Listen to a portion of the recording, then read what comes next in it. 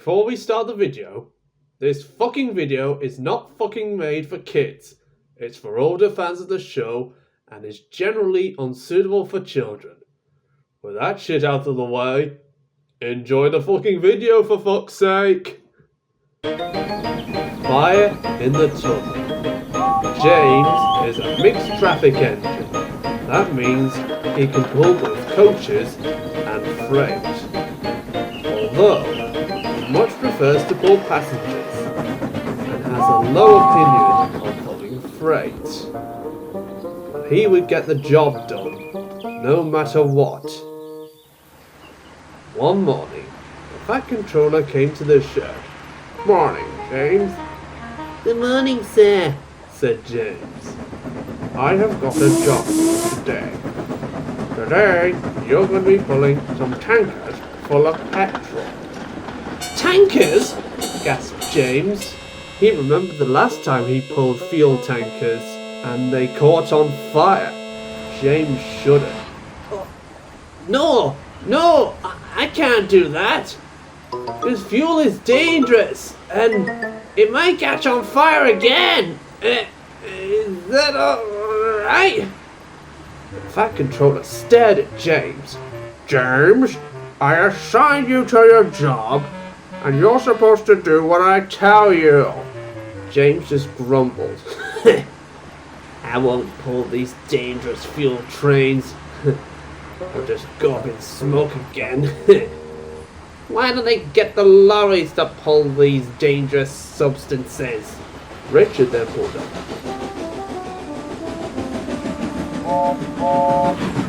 "Morning, James.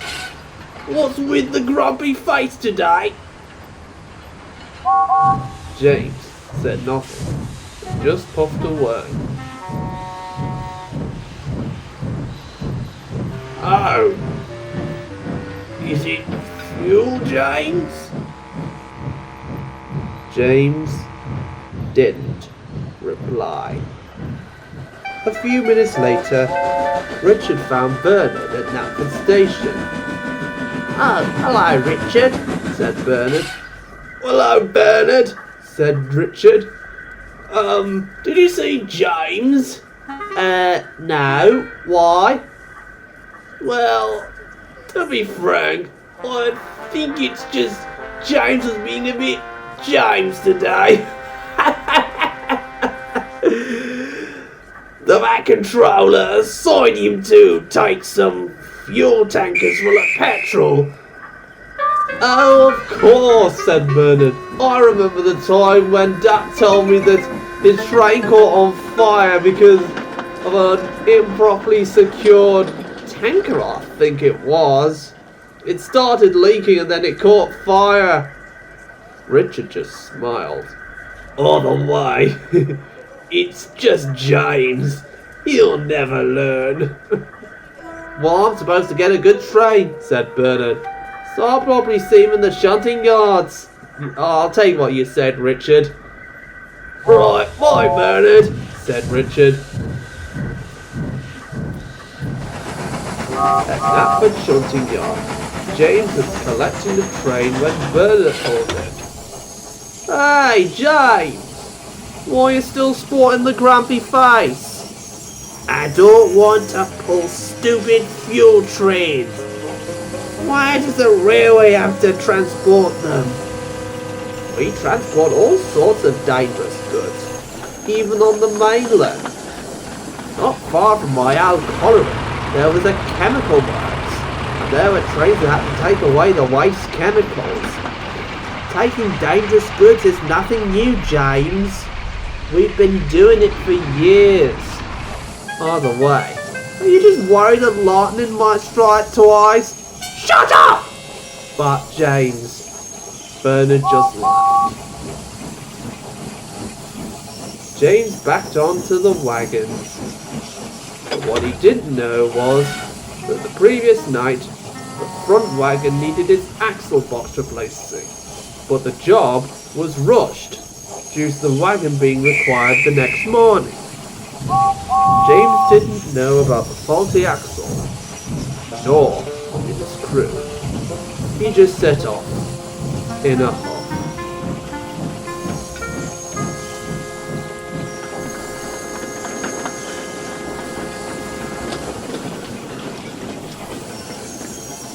James steamed through the countryside. "Are you still in a temper, James?" asked the driver. "Yes!" "Don't worry, the wagons won't catch on fire this time."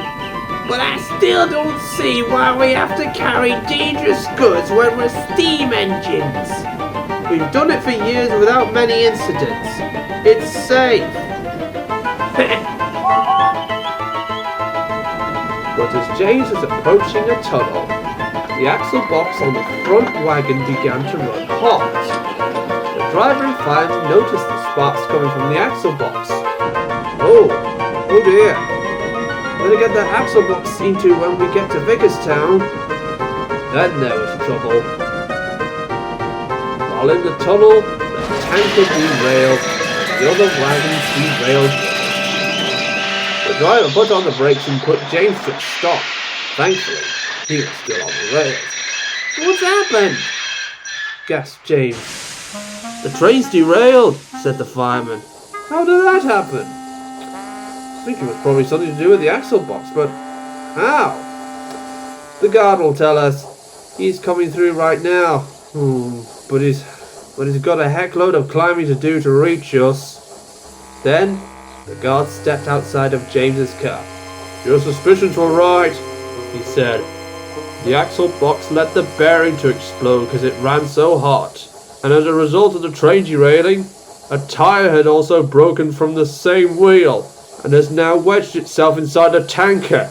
And as a result, petrol is leaking from the tanker." The guard pointed to the leak. "This is serious," gasped James's driver.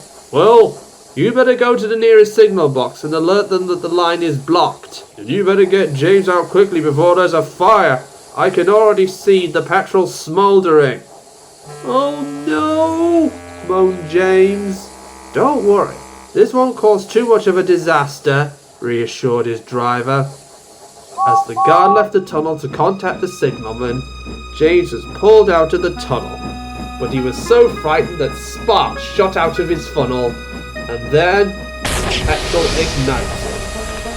With a loud whoosh, the tunnel was on fire. "What the fuck?" cried James. "Oh, that's done it now. The petrol's on fire!" groaned the driver. The fireman stared at the tunnel. "Oh, blooming heck, this has given me deja vu." "For what?" asked the driver. "The Summit Tunnel fire in 1984. My uncle in Rochdale told me about it. He witnessed it firsthand." "Well, this isn't Rochdale, is it?" "True, but similar circumstances." James just said nothing. "Well, instead of having deja vu," said the driver, "go to the signal box and inform the guard and also contact the emergency services.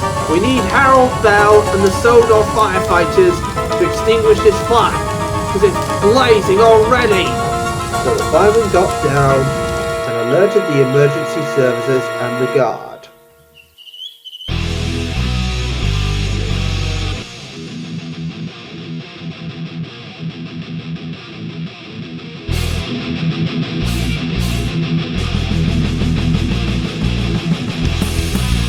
Set fire in the tunnel! It's ready to the runnel! Set fire in the tunnel! From fucking cave to funnel! Jeez, it's time, there's nothing to do! He's down a block, he's gonna help us see through him and down the front right on the sea to quench the fire of burning gasoline! The tunnel's burning up! Firefighters, hurry up! Spray something glorious! Now say the tunnel man, burning hot, the thing give me control, the brain, but not the seventh of the big soul, hail, fire, we're from the tunnel now, G, let's go, it's hard, it'll go down, go!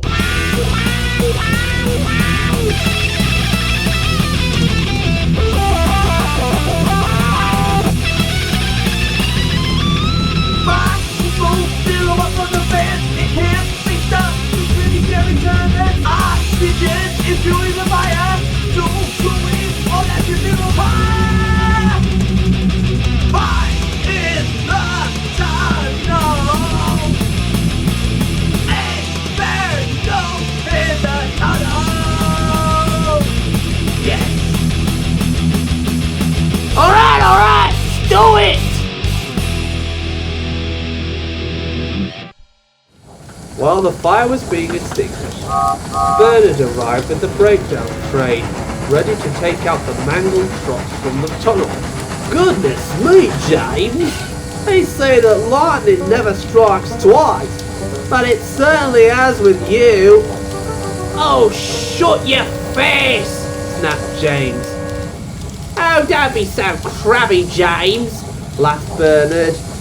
I mean, coincidence is bad enough, but your fears are right. You really do have something with fuel trucks. Are you just jinxed by any chance? That's enough! Snapped James. Alright, settle down you two, said James's driver. We have been told to go on to Vickerstown Light Engine. The Fat Controller will be waiting for us there. And how did it get here? The loop line. They were meant to close it next month, but I don't think that'll be happening now. I mean, this is on the main line and this is only a 2-tunnel track, so the loop line's gonna have some use, especially with the express. James just sighed. He didn't want to say anything else.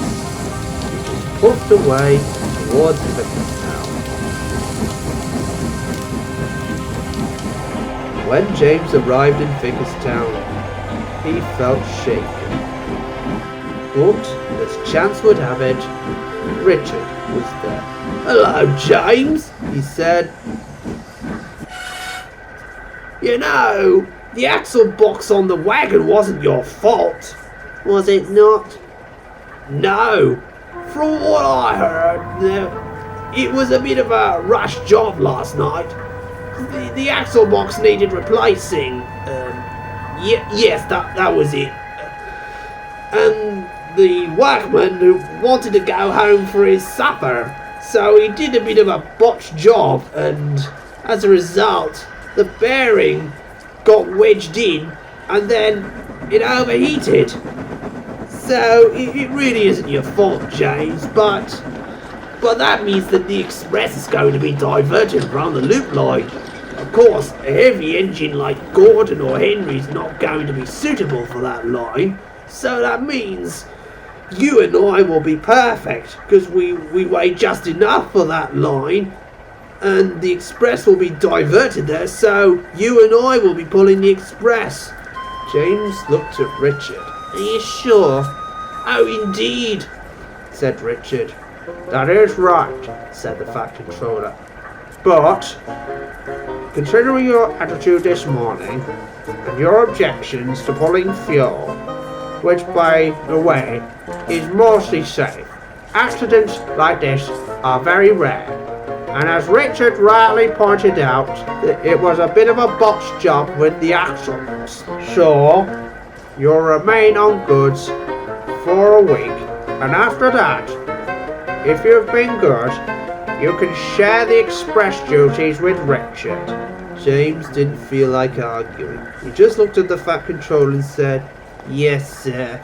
It will make me feel a bit better to board the express."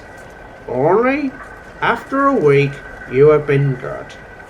James just smiled. He promised the Fat Controller that. While the tunnel on the main line was closed, Richard pulled the express along the loop line. And after a week had passed, the Fat Controller had allowed James to share the express duties with Richard. This came much to Gordon's chagrin. Dirty trucks and dirty sidings. Oh, dirty, stupid tunnel. Blasted tunnel. Blasted. What is the problem, Gordon? Are you just being a bit Gordon today? Laughed Richard. James just had to laugh. Fortunately, the tunnel was not too badly damaged, and it held up pretty well during the fire. If it was not for the vents on the top of the hill, the fire may have been a lot worse. James has pulled fuel trains again, but ever since that day, he has not had any more accidents with fuel.